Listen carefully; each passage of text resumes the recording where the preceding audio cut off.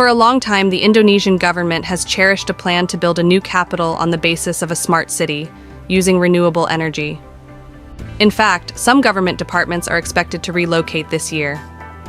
According to Channel News Asia, more than 10,000 Indonesian civil servants will move to Nusantara in September, marking the first phase of inhabiting the country's new capital in East Kalimantan as development takes further shape. The reason is that Indonesia's current capital, Jakarta, located on the island of Java, faces many problems such as air pollution, flooding, and severe traffic congestion. In addition, due to its low-lying location, Jakarta is also often affected by high tides, often suffering from flooding during the rainy season.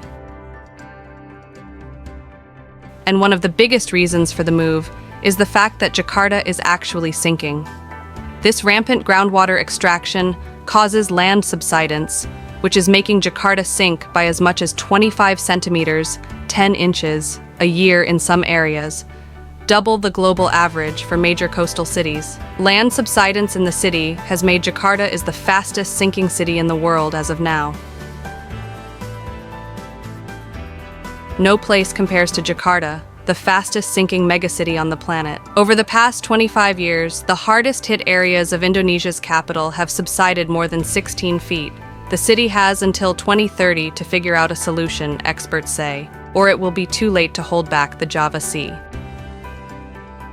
Today, let's find out the main reasons behind the sinking of Jakarta and see what plans and solutions the government has to solve this urgent problem with My Wonder channel. Don't forget to hit the subscribe and like button to continue watching other interesting videos of My Wonder channel in the near future.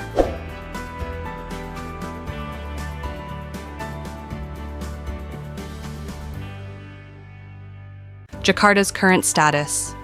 Decades of uncontrolled and excessive depletion of groundwater reserves, rising sea levels, and increasingly volatile weather patterns mean swathes of it have already started to disappear.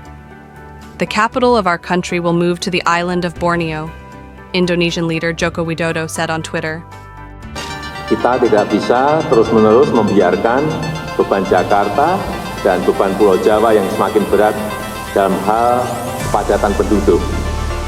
Relocating the country's administrative and political heart may be an act of national preservation, but it effectively sounds the death knell for Jakarta, where many of the city's 10 million residents have little means of escape.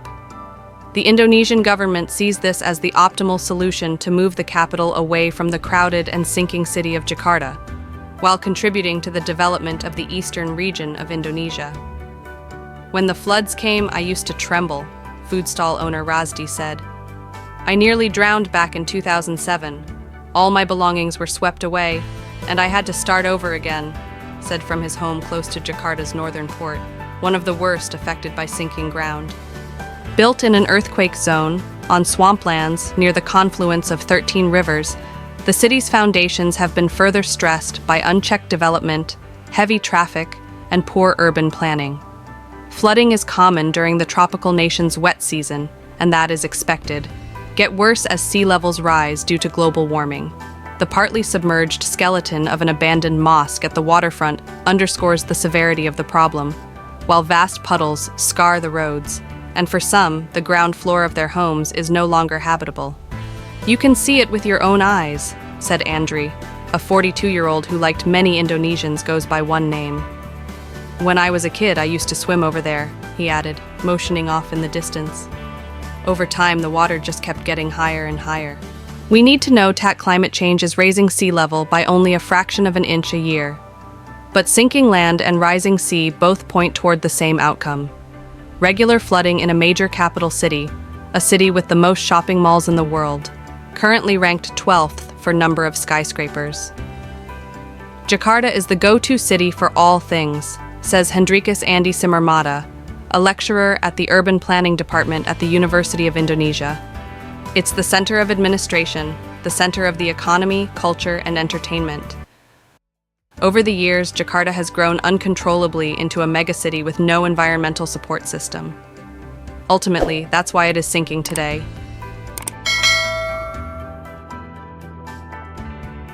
Why is Jakarta sinking? 1. Climate change.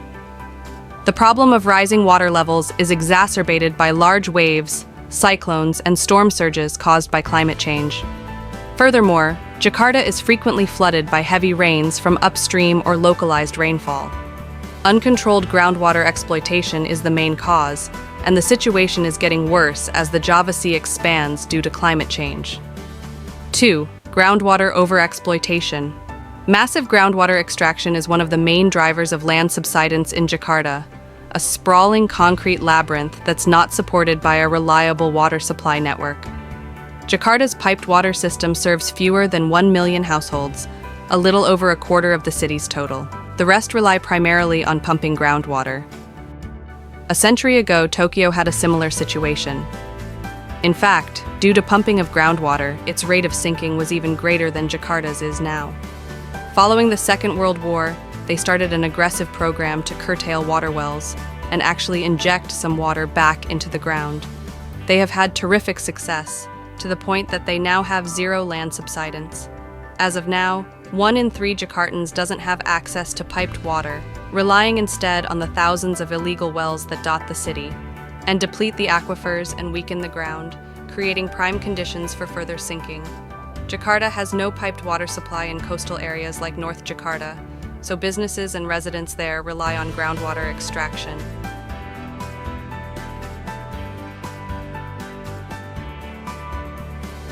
Nirwono Joga, an urban planning expert from Jakarta's Trisakti University, said, "The fact that Jakarta is flooded every year means Jakarta has too much water at certain times. However, our water management system is bad." The reasons why residents of Jakarta are reluctant to use municipal water and continue to extract groundwater are because, up to today, there is no guarantee on the quality, quantity, and continuity of the piped water, said Joga of Trisakti University. Residents are complaining that the quality of the piped water is bad. The quantity during the dry season is very limited, and the third is supply continuity, particularly during the dry season. Sadikin, who like many Indonesians goes by one name, said many residents in his neighborhood prefer to use traditional hand-cranked water wells to wash themselves, do their laundry and clean their dishes, even though the houses in his area have access to piped water. The water is much cleaner, and the wells never run out even during the dry season, he said. Piped water is sometimes dirty. During the dry season, the water flow slows to a trickle. Sometimes it stops flowing completely. According to a Reuters report, the Jakarta administration does not disclose records on groundwater use quantity. In 2014, Governor Basuki Tjahjajapurnama stated that unlawful use of aquifers had reached dangerous proportions. The Ministry of Environment's 2009 regulation to restore the water sources failed due to a lack of enforcement mechanisms. According to the decree, households and commercial buildings were compelled to soak and retain rainwater on their premises in 3-foot-deep biopore cylinders.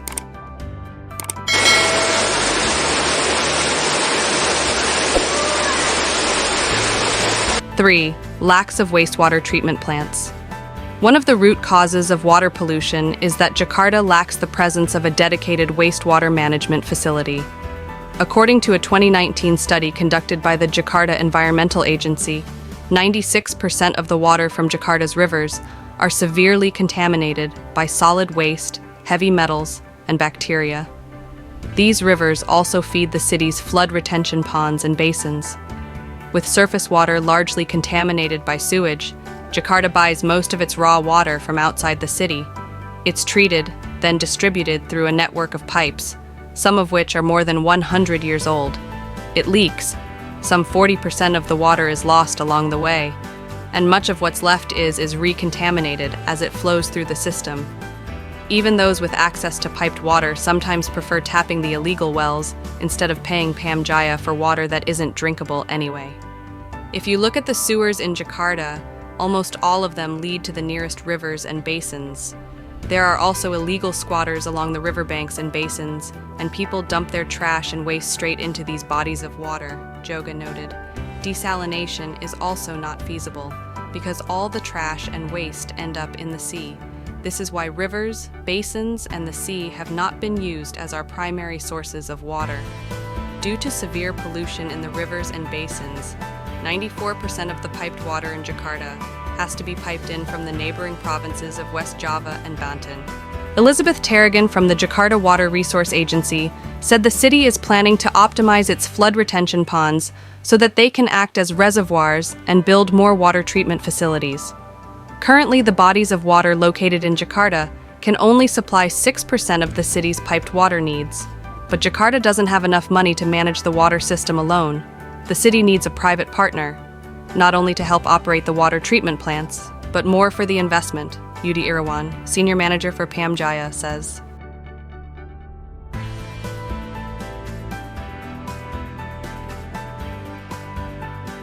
Four, poor planning. According to a media report, economic growth has aggravated the impacts of the sinking.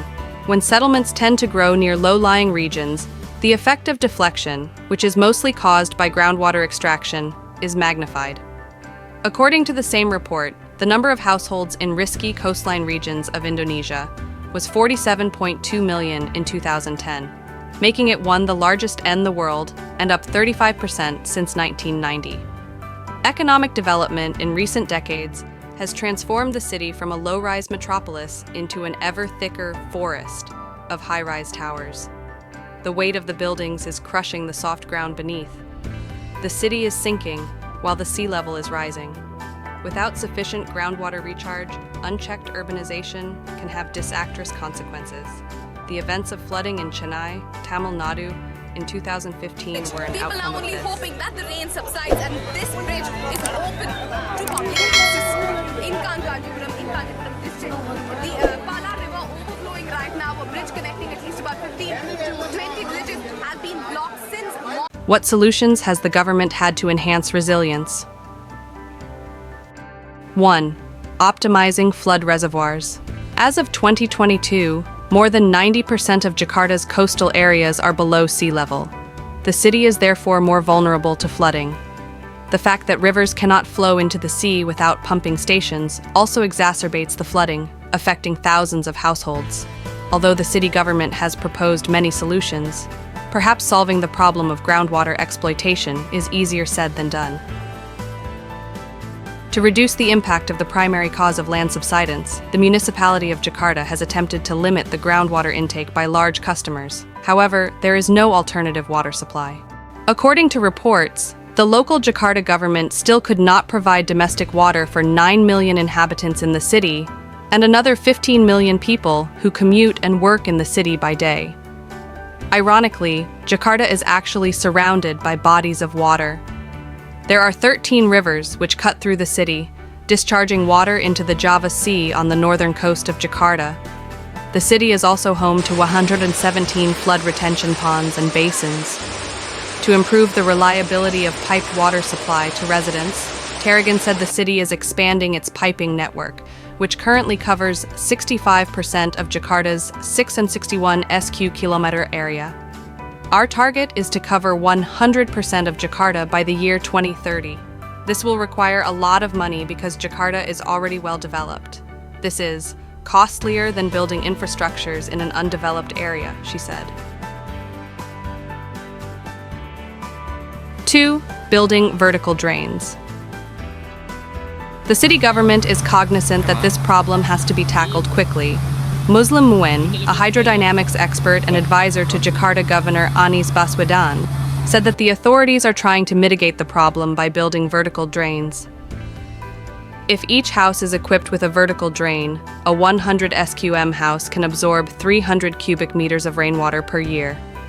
And storing the water underground prevents it from evaporating.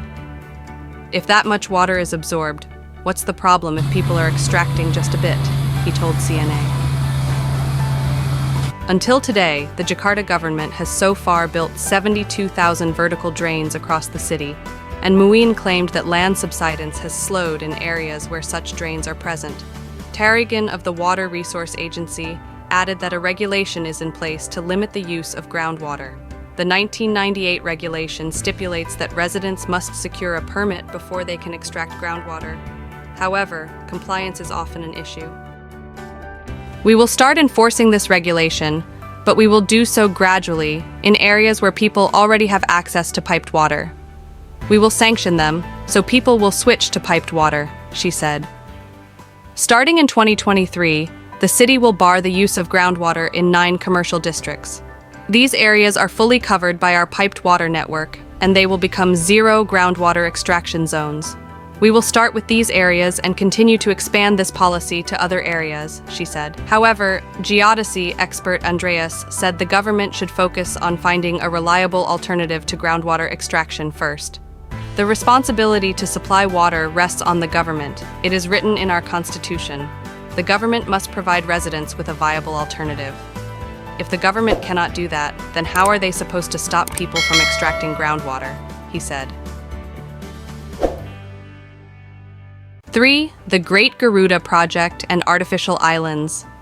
As a precaution to protect the town from storm surges, the National Capital Integrated Coastal Development (NCICD) program is also being implemented.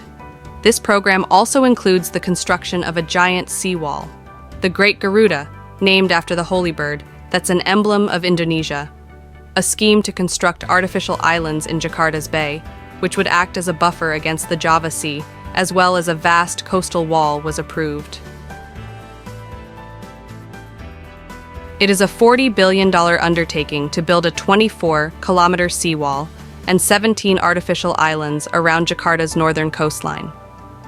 With a construction period of 40 years, the project uses technology, techniques, and experience from the Netherlands, a very successful and world-famous country for its seawater prevention, anti-flooding, and sea encroachment projects. But there is no guarantee the estimated $40 billion project, which has been beset by years of delays, would solve the city's sinking woes. Building barriers has been tried before.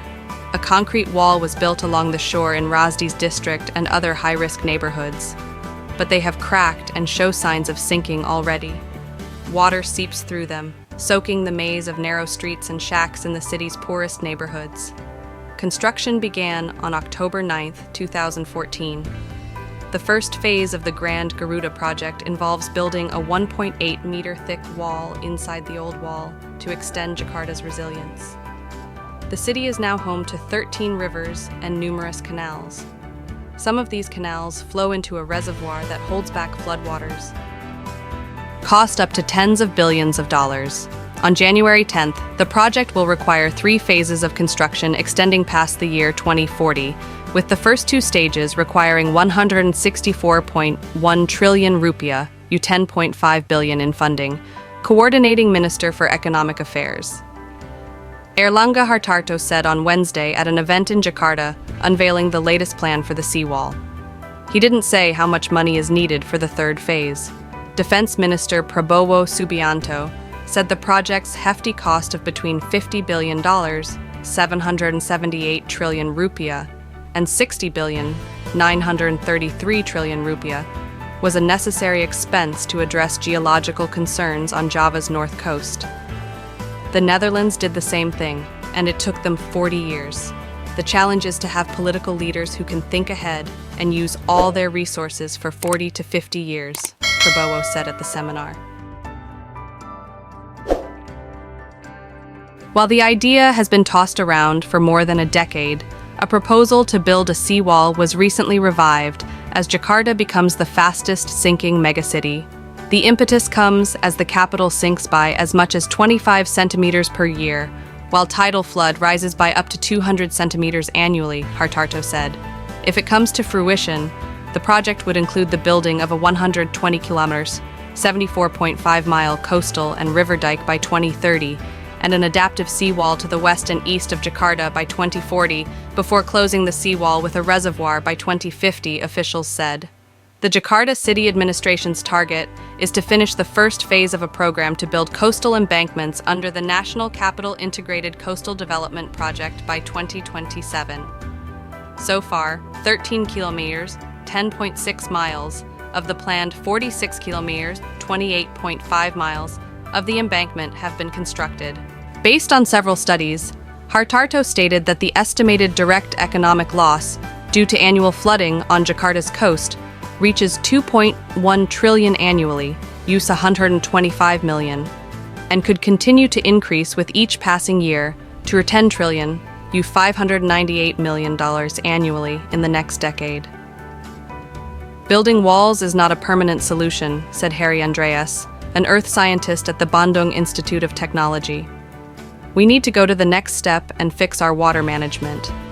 The Dutch and South Korean governments have committed a combined total of $19 million to support the Garuda project. This funding will be used to conduct detailed feasibility studies for the second and third phases of the Garuda seawall.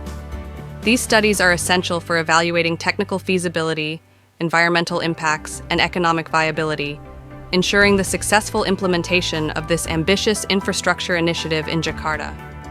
But the funding for construction is not yet known, and the government has not announced a start date. On the other hand, construction of the new capital on the island of Borneo is expected to start this year and be completed by 2045.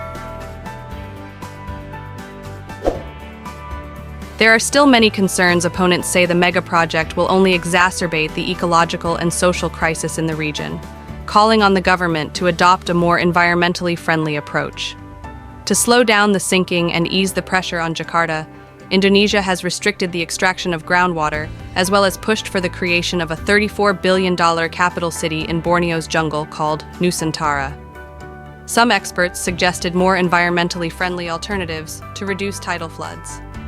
The idea of building a gigantic seawall in Jakarta was first proposed in 2010, but it faced opposition from some environmental groups and local politicians, who argued that it would disrupt many livelihoods and damage the marine ecosystem. A coalition of environmental and social groups called Maledadi Seguro said that instead of solving the problems of land sinking and coastal floods, the seawall project would create more difficulties for the region's residents and the environment.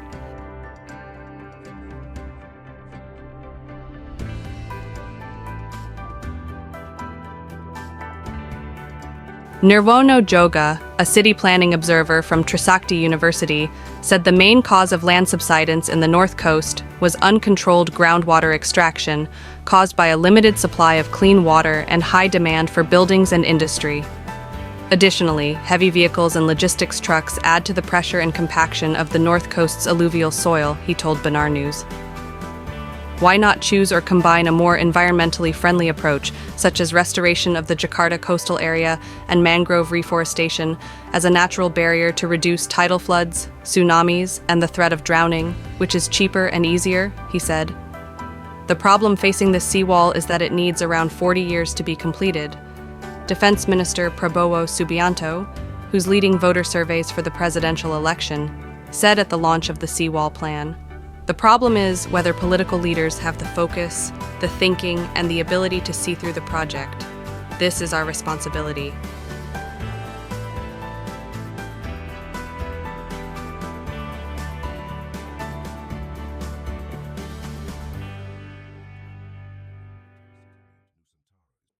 Today's video ends here. Don't hesitate to leave a comment below to let me know if you liked this video. Please share the love and give it a thumb up, as well as hit the subscribe button so you never miss an update from us. Thanks for watching and see you soon. Bye-bye.